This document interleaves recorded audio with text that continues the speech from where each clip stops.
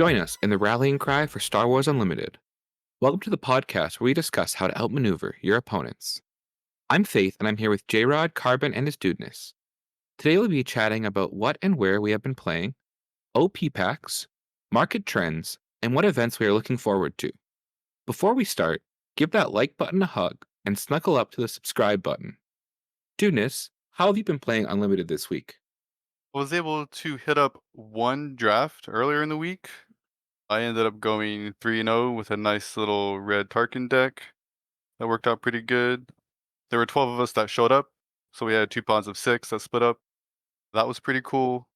As far as the cards in the draft itself, nothing super exciting except for a hyperspace fallen lightsaber from my IG deck, which was cool, but nothing really beyond that.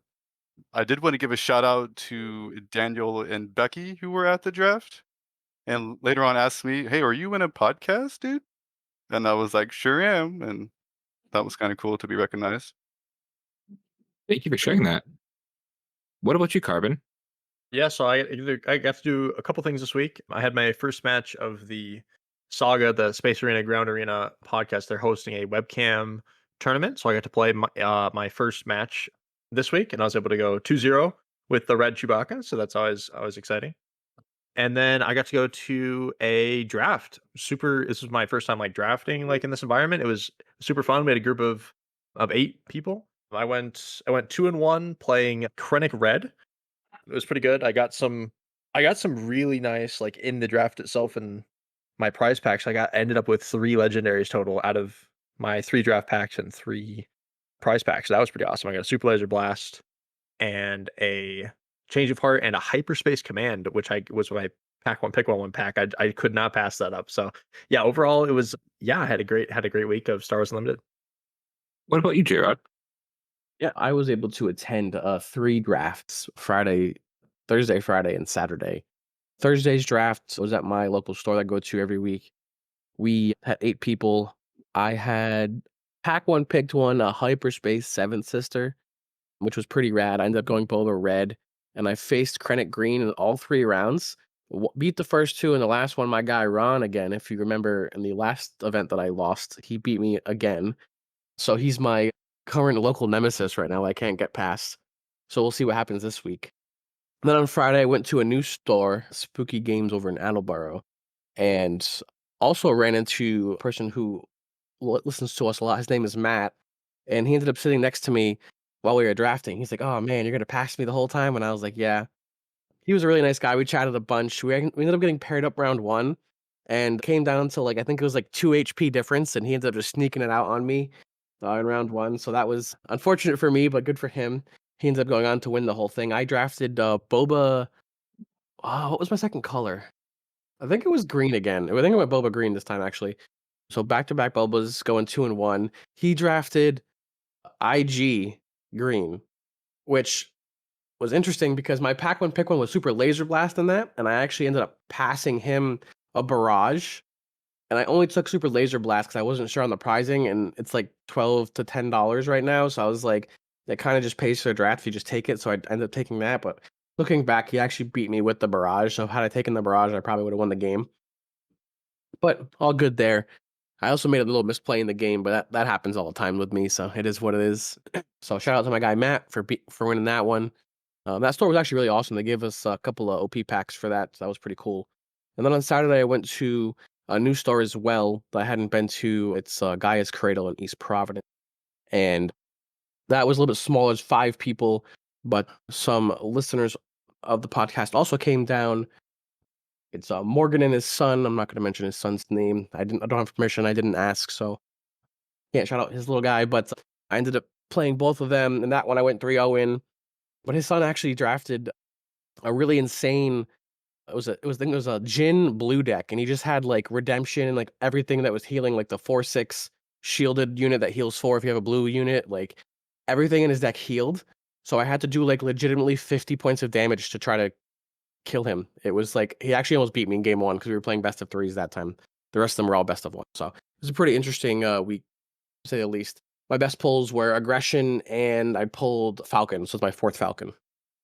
Cargo Juggernaut was the card you were thinking of. Yes, thank you. Faith, what did you do this week?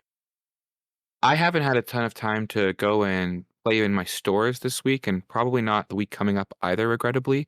However, I was also played in the Space Arena Ground Arena webcam league that Carbon mentioned, and I played a green Cassian deck. I played against a red Leia deck, and I ended up taking it 2-1, which I was excited about. So that's something that I've been working on. Recently, I got a birthday present of a box, and one of the highlights of the box that I got was an Obi-Wan Kenobi hyperfoil. So in I was happy with that. Wow. Very nice. As metas tend to evolve as the game goes on and as the lifespan goes on, in our matches that we've all played, how have we noticed the meta change? It Uh, hasn't.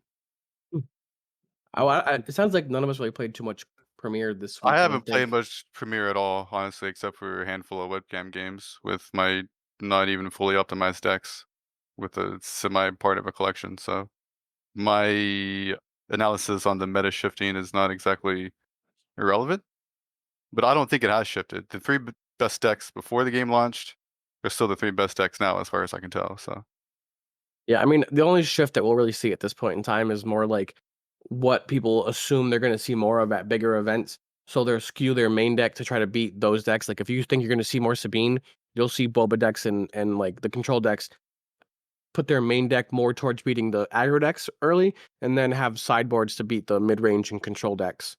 And same thing for like the other decks. So I think that's more of like where we are. I don't think we're going to see like a massive like, oh, this new deck popped up now and is way better than everything else. Like I don't think that's going to happen. It's more about like the specific cards within the main deck of the decks is what we'll see for shifts. and there's already been like a lot of just innovation in the past like month or so, from like a little bit before the launch of the game to now. The game's been out for a week or two, right? We saw like the Steadfast Battalion in particular rise in popularity drastically as people kind of figured out, oh, it's kind of good if I can use the ambush base and one shot my opponent's leader with this. So I know Astro deck for that one. yeah, so I'm super excited to see like what things like that, like specific card inclusions and like little like tech cards and stuff like that, make their way into the meta here. But yeah, so not really, there hasn't really been any major like shifts or upsets so far as I can tell.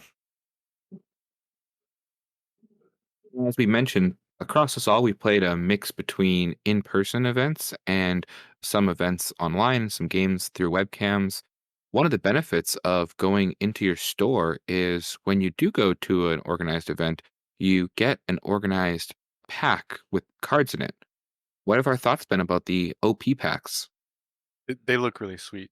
The foiling, in my one draft I went to, I opened up a foil Greedo, and it's one of the prettiest cards I've seen yet. The foiling in person looks really great. I wish they had done that foiling for the regular foiling in the packs. Oh, that would have been sick, but it's not what we got, unfortunately. But I think the OP packs are pretty cool.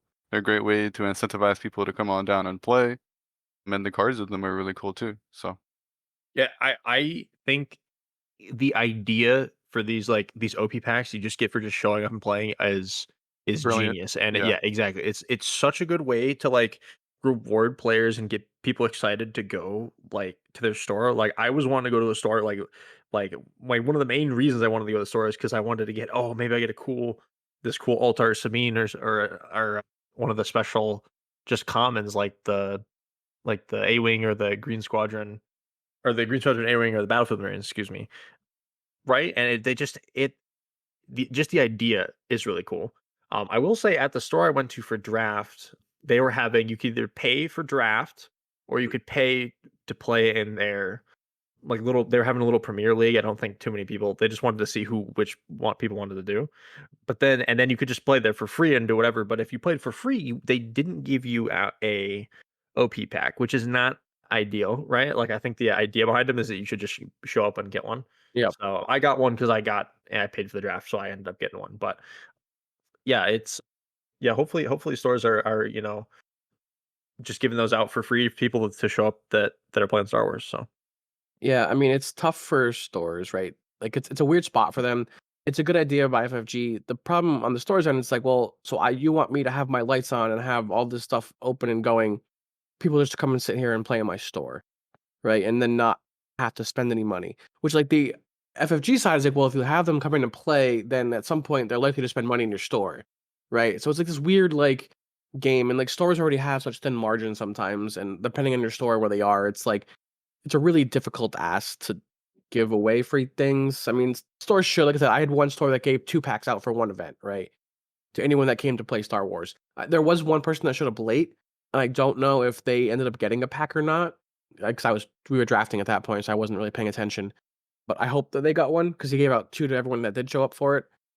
And then one of my stores didn't even have the OP kits yet, so like there's a really weird discrepancy in stores having them and not having them. My opinion on the packs themselves, however, I love the starter kit hyperspaces. I think that's super rad and super awesome. Like, because I'm definitely a hyperspace person. I'm relatively close to a hyperspace Boba Fett deck, other than like the Vaders, the Boba Fett's, and the fire sprays. So, however close you want to put that, I have all like the commons and uncommons hyperspace pretty much at this point.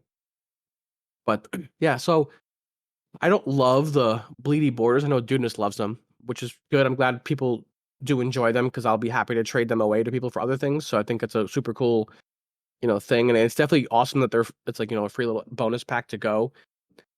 And it's nice that they've figured out which card should be like relevant to the meta, like Bosk and Greedo and Resupply and Sabine. Like they picked good cards people should want to put in their decks Right. Yeah. to incentivize people to go play. Like I also pulled a foil Greedo, and I love the art. If it didn't have the yellow thing, it would be 3 of in my deck. I also don't like foils, even though his foiling does look phenomenal. I agree with Dunas. Like the foiling on it is great and it's amazing, but I just don't like foils myself. I live in New England and the temperatures change like hour to hour, so like that just curls too much, and it's like a lot of extra work to keep them safe and secure. So I don't want to have any issues at competitive events of my cards Yeah. being curled and get DQ'd. So that's my main reason why I don't like foils personally, and why I go for the hyperspace cards. But people who like foils and want them, like I mean, for my Twin Suns decks, like I will definitely want hyper foils of cards. So like there are certain cards that if I think are good for Twin Suns, I definitely still try to collect those, but in hyper foils. But yeah, I mean OP packs overall I think are 9 out of 10 great stuff. My one knock on them is just like the A Wing, for example. From personally, I much rather have just the hyperspace version of the A Wing. Like These OP packs were so good that another company literally poached the men responsible for creating them with a huge bag of money. So like, so another company thought they were a pretty good idea too. We're like, we want that in our company. yeah, I So mean it's a good sign, I think. 100%. And I'll like say the one gripe I have real quick with the borders though, for like the alternate art cards, is just remove it. The art, like think about the artist. They drew all that amazing art. Let us see the full thing of the art without the border around it. Just give us the hyperspace alternate art cards. Those will be people will want those 1,000 times more, and make them also foil. Like that would be, I think, a home run if they do that in the next set for the OP kits. Personally, I mean, that part, I guess, does come down to preference a little bit, because 100%. yeah, because I mean, I look at them and I think they're very cool, and I really like and I will say some of the borders look better than others. Some of the hero ones in particular are really bright, and so I tend to like the villain like shaded borders like that a little bit more. Yeah. I will say overall, like you were saying, the card selection that they chose for this, I think, is really important, because they I feel like they did a good job picking like relevant commons and uncommons that people want, people are going to Yep. play, Mhm. and it gives people a version of a card that's really not that rare, right? Commons and uncommons only, right? For them to chase, essentially, right? And you get a cool Yoda or a cool Veers or a cool Death Star Stormtrooper, Greedo, etc., Sabine, etc., right? Exactly. Yep.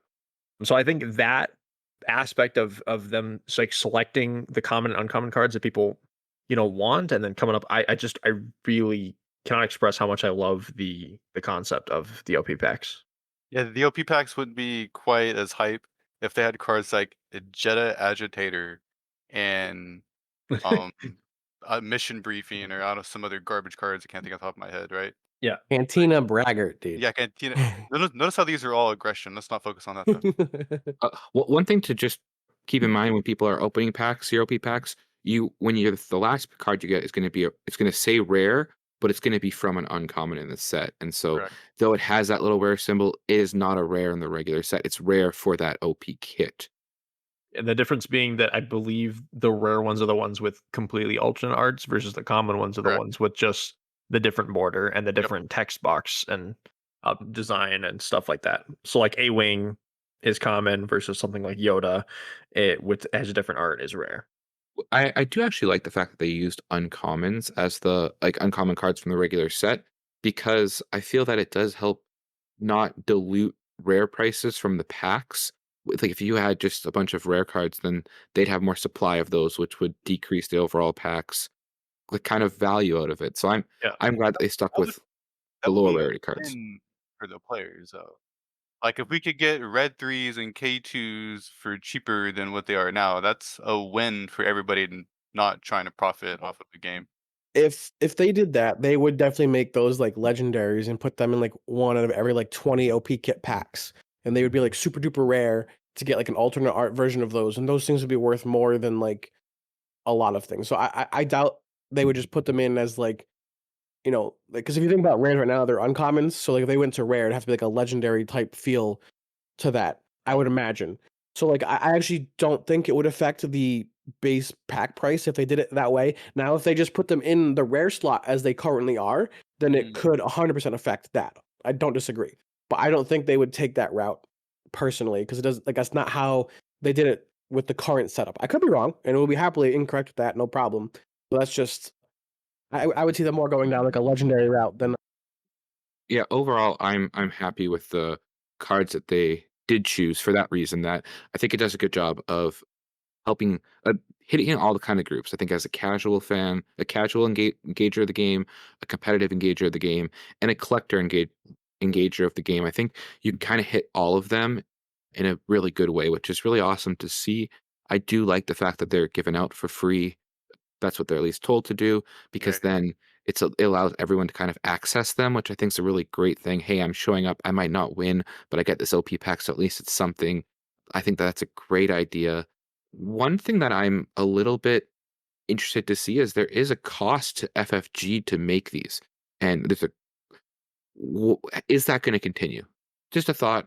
I wonder what's going to happen with it in the future. It's nice, but it's not necessary. I would be sad if they did away with it. I would say that if the game is good and going in a good direction, we'll continue to see it. Yeah. If the game starts declining, that's the first thing that's gonna get cut. So that's like a first indicator of bad things happening. Because it's like you said, it is a cost to them. It's not free to them, but they're giving it out to us in the stores for free. And that's and there are a lot of games before that do this because like as I've been helping out with the store, I know like Yu-Gi-Oh does this, Cardfight Vanguard does this.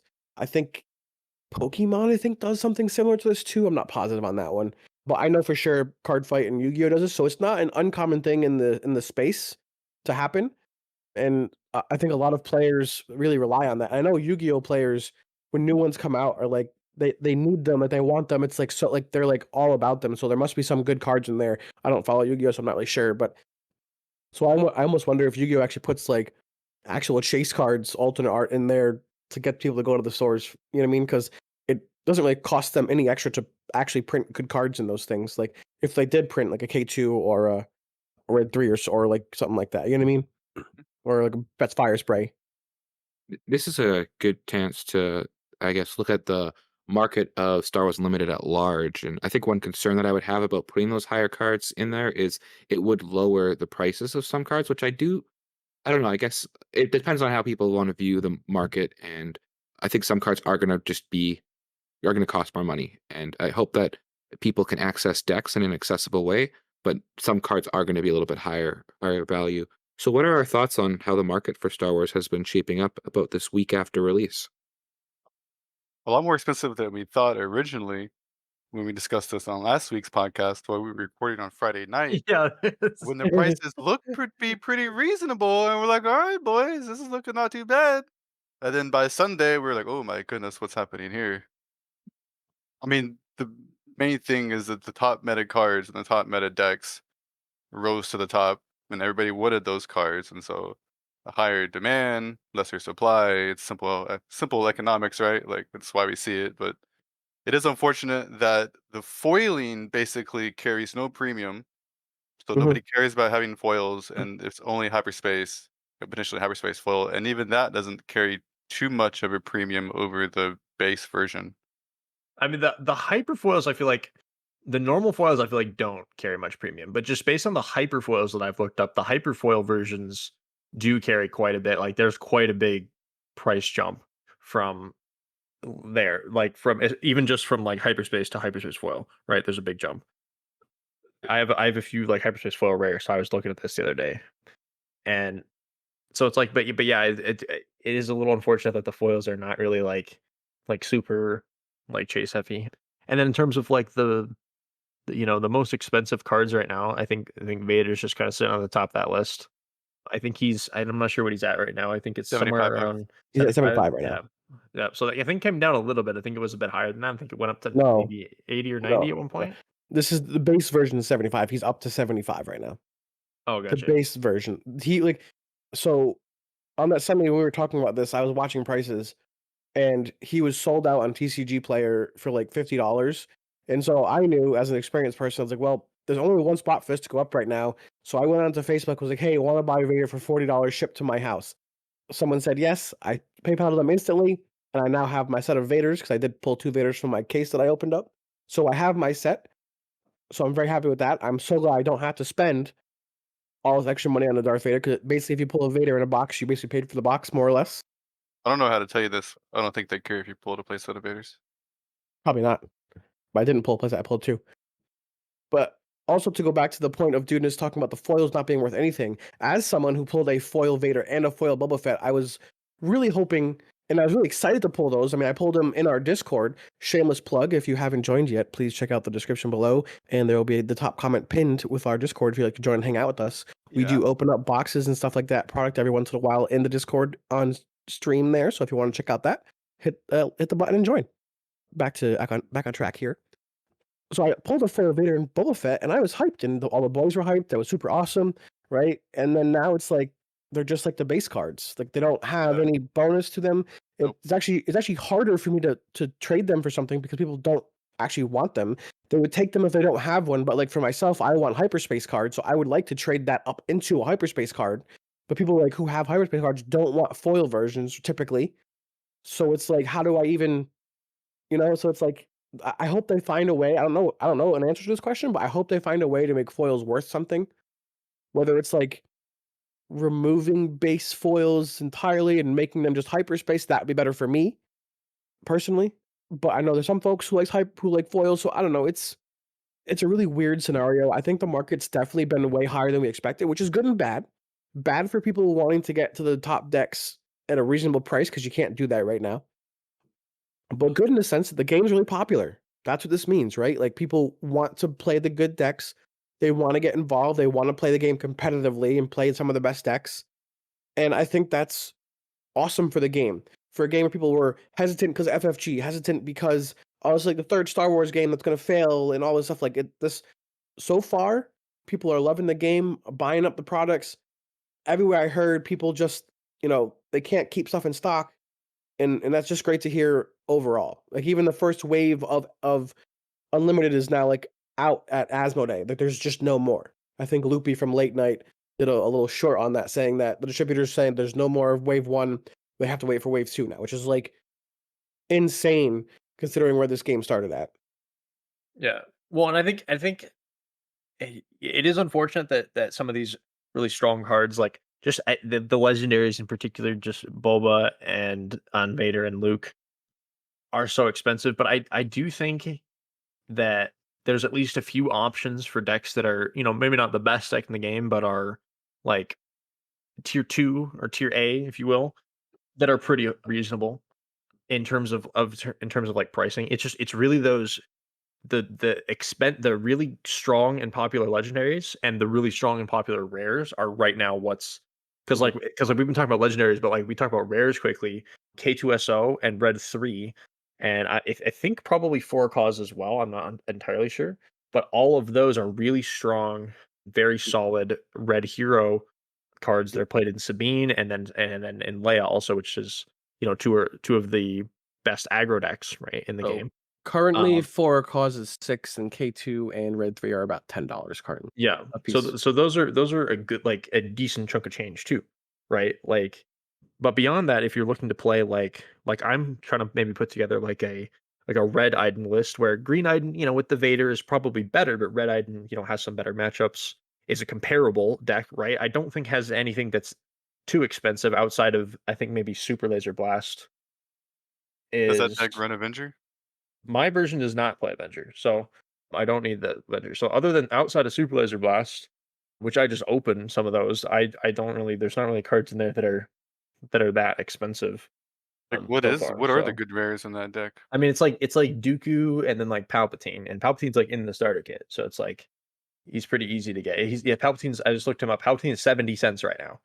Yeah, I think So he's and he's $3 a good card. and he's So a good card. Like so there are options, but it would be nice if it obviously would be nice if these decks were more accessible, right? And if you didn't have to pay an absurd amount of money just to get a playset of Vaders to play your green villain deck. So mhm.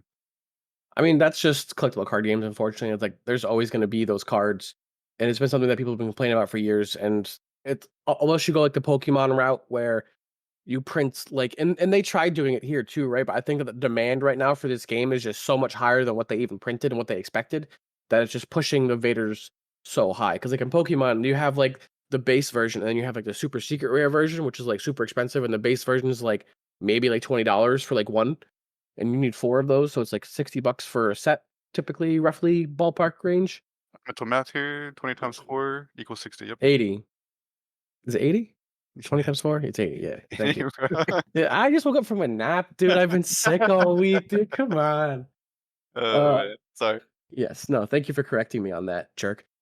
But yeah, so that's just the card games, unfortunately, how they kind of break down. Like it's why I was so stressing during my case opening to open a second Vader, because I Right. knew that if I had two, it'd be a lot easier for me to get that one more Vader than having to try to get two Vaders. And it was still hard enough for me to get that one Vader. No one was really trading online at all. So I had to just, you know, get nifty with it, and I had to ended up just going to pick up one for $40, and I didn't really want to spend an extra $40, but I did. And right now it's like a genius because now they're $75, and you know, That's I fine. couldn't be happier. Yeah. I think the multiple treatments is really nice because it does allow you multiple ways to pull the cards you want. Depends how you like playing your cards. I know some people don't like foils because they curve, and that can be questionable in tournaments. But in the boxes I've opened, I've really enjoyed getting like another additional legendary or another two additional legendaries from the foil slot or from the hyperspace uncommon slot. So that's been a nice part about the different treatments is it does allow you a way to hopefully get a better box opening. All right. Serious question. Quick aside. Can they seriously disqualify you from a tournament for having actual legitimate foil in your deck that somehow is curling beyond? Yes. If they deem it such, or it's notable enough where if you're shuffling and they can see where you're shuffling the card, you can definitely be disqualified for that. 100%. I've seen that happen. So using actual product can get you disqualified. Is that's Yep. that's Yes. the It'll be interesting come like if they decide to do limited events in a competitive lens because you can sometimes open cards that are already some kind of fold, and that can sometimes even can be considered in other card games. We should clear that I haven't heard of any disqualifications from cards, foil cards in Star Wars Unlimited yet, but will probably be an issue happens going forward. do they give you a replacement for your card that they disqualify you for? Or I don't know the ruling on this. Some games do, some because games just DQ doesn't seem you. fair, right? That They might doesn't allow seem you. equitable for the player. Well, they might allow you to go buy a replacement for it from one of the vendors there and replace it from your deck and give you like a game loss for that game. That might be like the I nicest way would they do it. I would go Mm. to the vendor and sell my deck if that happened to me at a tournament, but that's just In- Well, like In other, this is why I'm just so against the foils, because they curl, and it's something that sometimes you can't even help because of the process of the way these companies do it. So it's like you have to just play without foils, and it's fine, but people like foils, and that's great. But like that's why I'm saying for like Twin Suns, do what you want with the foils, because like no one's gonna care, no one's gonna call you out for that. Like if you're cheating in Twin Suns, then I don't know, you're you've got in, your in opponent. other games, people have kind of resigned themselves to either a non-foil deck or you go all foil deck. That's the way that people tend to get around that curling portion. So Even with the plat- alt foils, though, they can curl differently sometimes. So you can have different. It's a personally, I'm a hard stance on absolutely no foils in my competitive deck. Period. That's just me though. talking about big turn. Oh, go ahead. See, I'm gonna go out of my way to put as many foils in my deck now to see how. I mean, if you're playing at your local scene, your weekly event, like no one's gonna bust your chops about it. That's not what Yeah. I'm referring to. I'm referring if you go to like a 1K or go to some Star City Games event or go to like a regional or a bigger event where it's more competitive. That's where you're gonna run into this. Not at your local, not at your store showdown, most likely, unless you have some just absolute jerk of a head judge. Like no one's really gonna bust your chops around that stuff. But it's more once you get past store showdowns where you're gonna run into these problems. Fair enough. Talking about bigger events that will be coming up, what are some big events in your guys' areas?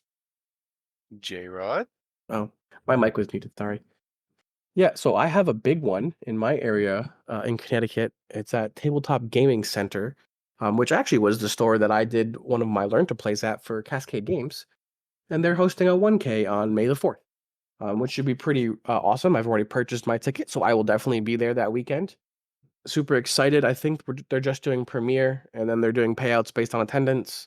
I think that I think it says it's capped on there, but I'm not positive on that. And they have enough room where I would imagine if there was a bunch of people showing up for it, they'd probably expand it and bump up the pricing based on attendance. But that's one thing that I'm super excited for coming up shortly. Also, coming up even sooner than that is PAX East, and I will be there on Saturday. If people are attending that, I will be there hanging out, playing Star Wars Unlimited all day. I'll probably be chatting with some devs and playing with them a little bit, and then after that, I'll be playing some Twin Suns or Premiere, or maybe some random person brings a box and I can pay $15 and do a draft. That'd be pretty rad too. So we'll see. Kind of hang out and play Star Wars all day up there at PAX East. So that's super exciting. And then we have also even bigger news for big events, which I know some folks were like, "Oh man, having all these big events we have to wait a year for is kind of, kind of stinks because it's so far away." But just found out recently that Star Wars City Games is hosting Star Wars Unlimited. And if you don't know who Star City Games is, they started out in Magic, running big Magic events, and they'd go around the country just hosting big events in all these different cities. And basically, they would host like Grand Prix, which were like thousands and thousands of peoples, and you could win invites to pro tours and a ton of money, and they're pretty massive events. Now, Star Wars Limited will be for now more of a side event kind of thing. So like for their first one in Richmond, on Friday is going to be a 1K, Saturday will be a 5K, and then Sunday will be a 1K as well. Because Saturday is the most commonly attended one, it's going to be the biggest one, so they have 5K pricing for that. But that is typically the levels of events that we'll see. And considering the game just came out, so already have a company willing to host events with that guaranteed prize pool, it means that they don't think this game's going to be a flop right now. That they think this game has the legs to stand on to run a $5,000 event. Yeah. Which I don't know about you guys, but 5K is a lot. It's actually That's pretty nuts. Yeah. so that's actually the type of size of event that I won back playing Magic, and I won $1,200 for coming in first place. So, $1,200 to go play Star Wars Limited seems pretty fun and pretty cool. So I look forward to hearing some events. It's unfortunately the same weekend as the 1K in Connecticut that I've already purchased my ticket for, and that one being in, I believe it's Richmond, Virginia, which is a little bit further for me, and it'd be hotels and more traveling, and I don't have it like that right now, so I have to go win a 1K first to get money to go to a 5K next. Okay, other- then sorry, go ahead. No, go. Well, I was just going to talk about briefly. I'm trying to find the information. I should have pulled it up before we started recording, but there's a really big. I can't remember if it's already happened now, but it might be this weekend. There's a really huge tournament, I believe, in the UK, with just actually like insane pricing. Like I think if you get in the It's top this weekend. 32, yeah, That's the 4 cases of first and that stuff. Yeah, that's and if you get into the top, I think it's the top 32, you get a full box of the game, which is nuts to me. That in the top 32, and then like Jared said, the winner gets like, is it 4 cases? You said like Yeah. 24 boxes, absolutely insane. So that is so cool to see that, especially we already have like these huge international, events already. It's I don't know, it's really awesome to see that kind of stuff popping up in the community. For those that maybe aren't going to big events right now, but maybe will be going in the future, another event at a more local level will be our store showdowns. So just keep your calendars open for that and sometime in May.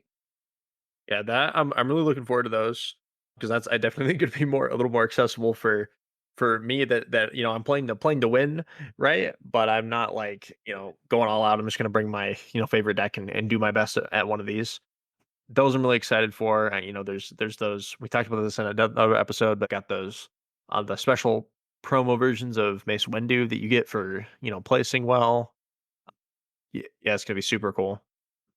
And yeah, I'm looking at a few decks to potentially bring to one of those and just starting to get those together. So it's about a month and a half out here. So we'll talk about that a little bit more on the pod, I'm sure, As we get in closer. future. Yep, as we get closer, talk about decks we're bringing stuff. I mean, does anybody have an idea right now of if the deck that they're IG88. planning on bringing?